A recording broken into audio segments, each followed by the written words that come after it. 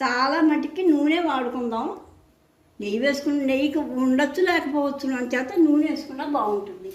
నేనైతే నూనె వేసుకున్నాను. ఎక్కువ నూనె కూడా పట్టదు, ఒక్క 2 చెంచాలు నూనె వేసుకుంటే చాలు.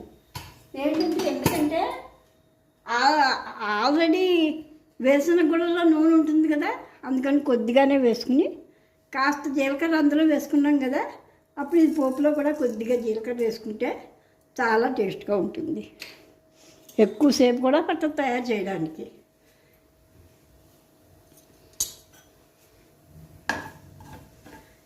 జీలకర్ర వేగిపోయిన తర్వాత